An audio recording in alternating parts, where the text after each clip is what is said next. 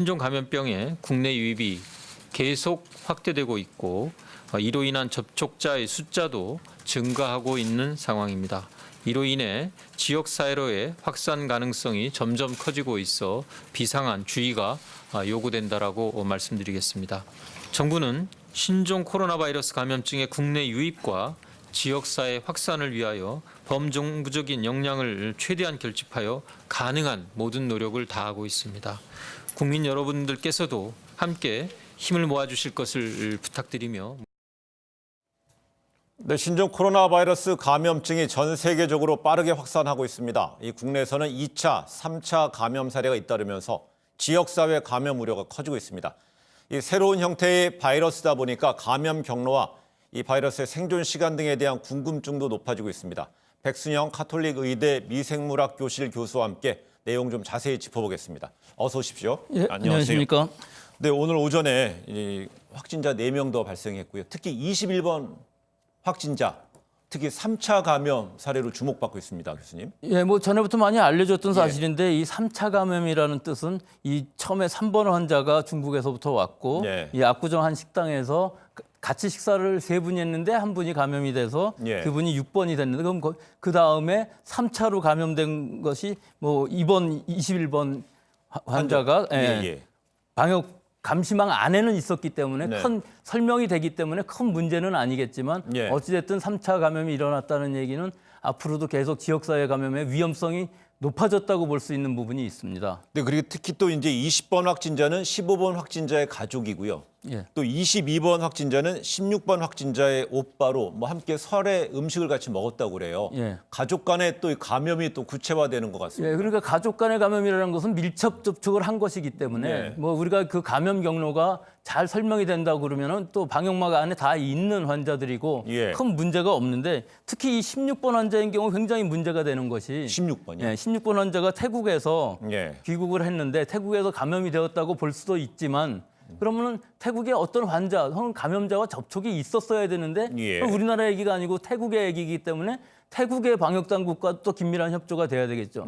뭐 그것만 해도 또 설명이 된다고 하지만 그다음에 19일에 귀국한 이후에 25일 날부터 증상이 나타났는데 그럼 그 사이에 만약에 감염이 되었다고 그러면은 우리가 그 감염 경로를 알 수가 없는 거겠죠.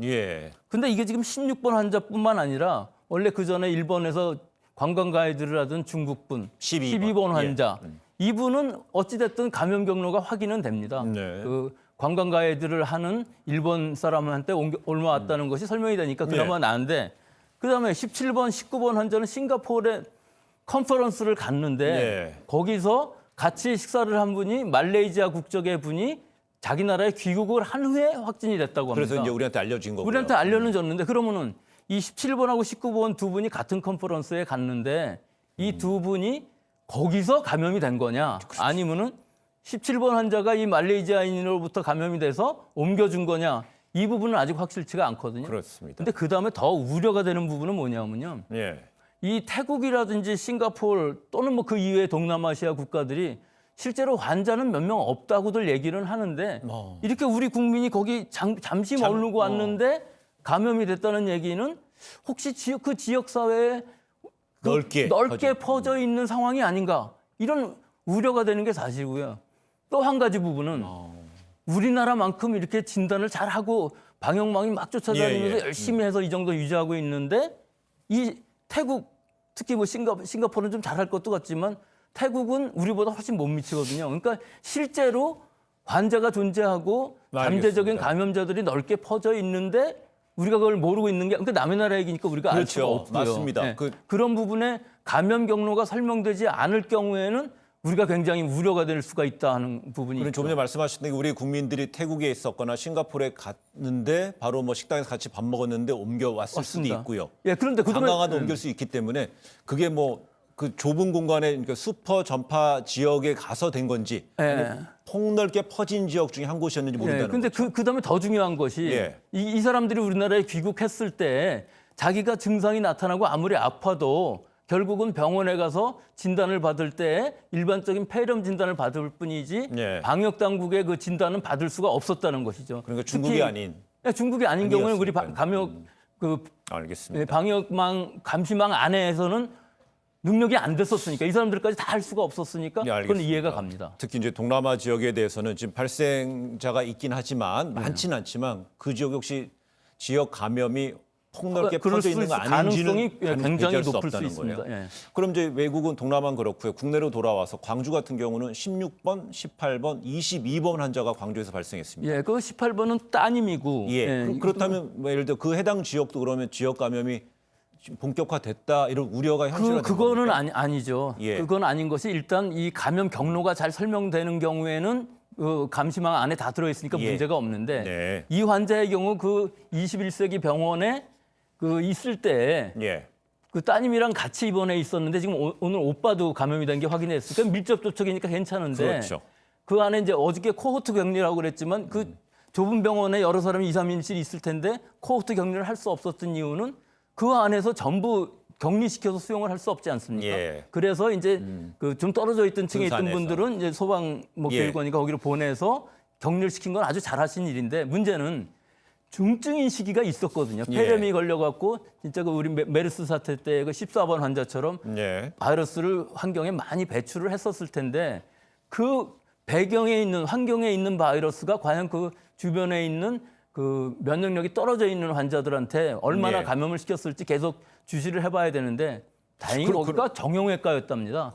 예, 일반 병원 같았으면 다른 면역력이 많이 떨어지는 환자들이 있었을 텐데 일반적으로 정형외과는 그나마 그럼 그나마 다행히. 뭐 골절이라든지 뭐 인대 수술이라든지 이런 걸 하는 데니까 사실 호흡기나 이런 기저질환하고는 별 상관이 없었을 걸로 보이지만 천만 그나마 다행이네요. 어찌됐든 원내 감염의 처음 케이스이기 그 때문에 오늘요. 오늘 그 김강림 그 중앙대책본 부본부장, 그러니까 보건복지부 차관이 지역 감염 가능성이 점점 커지고 있다라는 입장을 오늘 밝혔습니다. 예, 그게 맞습니다. 예, 맞아요? 예. 왜 그러냐면 지금 이렇게 감염 경로가 성립이 안 되고 네. 또 보고가 되지 않고 본인이 신고를 해서 지금 이 3명, 4명 이 환자들은 직접 자진해서 신고를 하면서 알려진 거거든요.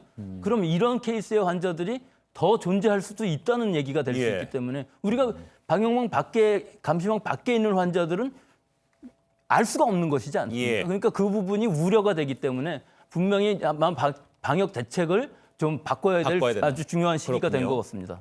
그럼 이제 이게 또 조금 전에 저희가 이제 영상 하이라이트에서 이제 설명을 했지만 이게 신종 바이러스다 보니까는요. 이 생존 기간에 대해서 전문가들마다 진단이 좀 다른 것 같아요. 어느 분은 뭐 3시간 정도란 얘기도 하는 것 같고요. 근데 또 중국 당국에서는 적정한 환경에서는 닷새를 간다 이런 얘기하고 있습니다. 예, 그 얘기는 이 바이러스가 신종 코로나 바이러스라는 데 포인트가 있습니다. 예. 우리가 알 수가 없죠. 아직은 지금 알려진 지가 한 달 좀 넘었는데 어떤 실험을 해볼 수 예. 없었지만 중국 의사들이라든지 방역 당국 또는 연구진들은 이 바이러스를 갖고 여러 가지 실험을 증식을 시켰으니까요. 예. 우리나라에서도 국립보건원에서 성공을 해서 현재는 증식을 해서 알 수는 있지만 아주 옵티멈한 적정 조건이라는 것은 실제 우리 환경에는 없는 조건입니다. 예. 따라서 일반적으로 이런 호흡기 바이러스, 특히 코로나 바이러스 같은 것들은 이 신체 밖으로 나왔을 때에는 자기 숙주가 없기 때문에 급격히 사멸하는 특징을 가지고 있고 예. 예, 보통은 한 3시간 내지 4시간이면 완전히 감염력이 없는 겁니다. 그러니까 바이러스가 발견이 된다 할지라도 즉 문손잡이에 바이러스가 있다 하는 예. 얘기지 그 바이러스가 감염을 시킬 수 있다는 얘기는 아닙니다. 따라서 감염력은 떨어진다는 거예요? 없다는 거죠. 없는 어떻게 거예요? 보면요. 예. 그 우리가 PCR이라는 방법으로 그 바이러스의 존재만을 확인한 것이지 바이러스라는 것은 존재도 중요하지만 그 양도 중요하거든요. 예. 그래서 그 감염력이 떨어진 적은 수의 바이러스가 우리 호흡기로 들어와서 오염이 돼서 다른 사람을 전파시킬 수 있느냐 하면은 지금 이 코로나 바이러스의 특징으로 봐서는 그렇지는 않을 것 같습니다. 예, 그렇다면은요. 최근에 우리 보건당국에서는 확진자들이 다녀간 뭐 식당이든 이런 공공 장소에 대해서 폐쇄 조치를 하지 않습니까? 출입 금지를 하고 있는데 그럼 그 어느 정도나 폐쇄 조치를 하게 되면 그 안에 이제 방역을 한 다음에 폐쇄 조치를 할 텐데요. 어느 정도 되면 안전해지는 겁니까? 그러니까 제가 보기에는 그 지나간 동선에 있는 밀폐된 공간은 전부 살균을 해야 될 것 같고요. 예. 또 그 이외에도 이 출입구라든지 그런 부분에 접촉이 됐었으면 뭐 CCTV 보면 다 나올 테니까요. 예. 접촉이 의심되는 부분들은 완벽하게 살균을 한다면 뭐 바로 멸균이 돼서 예. 절대로 오염될 확률은 없을 것 같습니다. 그렇게 되면 만약에 폐쇄 조치한 만약에 어떤 식당이 있으면은요. 폐쇄 조치를 했습니다. 멸균 작업까지 했어요. 예. 그럼 언제부터는 안전지대가 되는 그럼 거예요? 멸균하는 살균한 순간부터 안전하죠. 그러면서도 상황은 우리 그렇지만 국민들은 우리 불안하니 국민들은 못 들어갔잖아요. 공포심 때문에 그런 것이죠. 지금은 과도한 공포심 때문에 지금 전혀 동선하고 관계도 없는 뭐 지하철 손잡이라든지 네. 뭐 일반적인 그냥 지나간 공간. 예. 우리가 지금 구체적으로 얘기를 하지 않고 뭐 어느 식당에 갔었다 그러면 그 식당에 가는 그 야외 공간까지도 다 공포심을 일으키고 있기 때문에 예. 그건 좀 과도한 공포심이라 할 수 근데 있죠. 일부 확진자 중에서는 만약에 목욕탕을 갔었다 그럽니다. 그럼 목욕탕 안에 있었던 당시에 그 사람들에 대해서 손님 고객에 대해서 추적 조사를 한다고 그러잖아요. 예. 그럼 그 해당 목욕탕에서 만약에 그 물에 들어가든요. 예. 아니면 그 안에 어떤 휴게실에 있었게 되면은 또 코로나 신종 바이러스 같은 경우 수인성이 아니라고 그러니까요. 예. 그럼 예를 들어서 욕탕 안에 물은 괜찮은 것이고 예. 아무 상관없는 아무 상관없죠. 예, 아무 상관없는 이유가 우리 목욕탕에 들어갈 때 뭐 그런 물을 마시거나 뭐 코 호흡기에 닿거나 하는 일은 거의 없지 않습니까? 예. 그리고 있다가 할지라도 그 물은 물론 소독은 안 된 물이지만 온도가 또 상당히 높고 예. 이 뭐 40도 정도 넘어가는 것만 해도 바이러스한테는 상당히 치명적일 수가 있거든요. 예. 치명적이라는 의미는 감염력이 많이 떨어질 수 있다는 것이죠. 죽는다는 얘기는 있긴 아니지만 죽진 않지만 예, 죽지는 않지만 감염시킬 감염력은 능력은 많이 떨어지고 그것이 우리 호흡기에 감염시킬 수 있는 만큼 양이 되기가 굉장히 어렵다는 거죠. 예. 수인성 바이러스인 경우는 조금 다른 수가 있습니다. 노로바이러스 같은 경우는 예. 뭐 지금 일본에서 크루즈 난리 났습니다만은 노로바이러스가 만약 어떤 그 크루즈의 요리사한테 감염이 돼서 증상이 나타났다 하면은 지금 3,700명 정도 된다고 그러는데요. 그 음식을 먹은 모든 사람이 감염될 수 있습니다. 네. 하지만 지금 이 호흡기 바이러스인 경우에는 직접 접촉이나 아니면은 비말 감염이기 때문에 지금 20명 정도로 그치고 있는 이고 앞으로 더 나오겠습니다만은 모든 사람이 감염되는 이런 일은 안 생깁니다. 그럼 제가 좀 약간 우문 비슷하게 질문 한번 드려볼게요. 음식 얘기했잖아요. 예. 그럼 선생님이랑 저랑 같이 식사를 하는데 예. 음식에 만약에 침이 튀었습니다. 예. 괜찮습니까? 사실은 그거는 아닙니다. 아닌 이게 거죠? 이 음식이 아니라 같이 식사를 했다는 의미는 뭐 약 1.5m 멀어봐야 안에서 또 이 표면 테이블 표면 같은 데에 얼마든지 환자의 그 바이러스가 오염될 수가 있기 때문에 네. 너무 가까운 거리에서 1시간 반 정도 같이 있었다 그러면 완전 밀접 접촉에 네. 감염이 될 수 있지만 그 3번 환자의 상황에서도 3명의 사람이 같이 있었는데 한 명은 거기서도 감염이 안 됐거든요. 그거는 바이러스가 없었다는 얘기가 아니라 예. 그만큼 감염될 만큼 숫자가 모자라고 감염력이 떨어졌었다는 얘기를 설명하는 것이기 때문에 제가 드린 말씀 감염됐다고 모든 사람이 그 증상이 나타나고 바이러스가 증식되는 게 아니라는 말씀을 드리고 네, 싶습니다. 알겠습니다. 정부가 이제 신종 코로나 진단 시약에 대해 승인을 마치고 내일부터 민간 부분에 다 이제 보급이 된다고 합니다. 근데 만약에 이거 사용에 대한 매뉴얼이 지금 확정이 안 되는 걸 전해지고 있는데 그럼 도리어 민간 영역에서 도리어 어떤 분한테는 해보고 어떤 분한테는 못하고 또 너도 나도 불안해서 간다면 현장이 혼란 좀 스럽지 않을까요? 예, 이게 진단에 대해서는 이 국립보건원에서 아주 잘 지금 개발을 하셔갖고 예. 새로운 방법을 만들어내신 겁니다. 그러니까 원래 이 해외에 있는 바이러스가 우리나라에는 없을 경우에 네. 이 진단 키트를 식약처에서 인가를 받기라는 건 굉장히 어렵습니다. 왜 그러냐면 예. 양성이 몇 케이스 이상 있어야 뭐 특이도라든지 민감도를 다 해서 품목 허가를 받는 것인데 예. 없는 걸 갖고 할 수는 없지 않습니까? 근데 이제 우리나라에서 환자가 발생하고 그 이전에 미리 중국에서 정보를 줬기 때문에 이 허가를 받게 되는데 이 허가도 지금 품목 허가가 아니라 예. 급하게 사용 허가를 받은 것이거든요. 그래서 하루에 2,000명 사용할 수 있습니다. 알겠습니다. 그럼 민간 기관에서 이걸 한다는 의미는 예. 지금까지는 중국에 있는 사람들, 중국에서 온 사람들만 모니터링을 했었는데 앞으로는 그 어떤 병이 확실치 않은 원인이 확실치 않은 폐렴이 나타났을 때 예. 그 선별 진료소의 의사가 판단해서 진단을 맡길 수 있다는 예. 얘기, 할 수 있다는 얘기가 네. 되는데 여기서 한 가지 문제점이 그거 어떻게 판단하느냐 하는 문제가 있죠. 그렇죠. 매뉴얼이 없습니다. 예. 이 매뉴얼을 잘 정해서 이 환자의 다른 임상 증상들이랑 다 합쳐서 예를 들어서 열은 없는데 뭐 폐렴 기운이 있다든지 하는 건 진단을 얼마든지 할 수 있거든요. 네. 그럼 이게 원인이 좀 불명하다 하면은 그 의사의 판단 하에서 진단을 함으로써 우리 지역 사회에 지금 혹시라도 못 잡은 환자들이 그 과정에서 잡힐 수 있을 거라고. 그러면 그 하나의 정보입니다.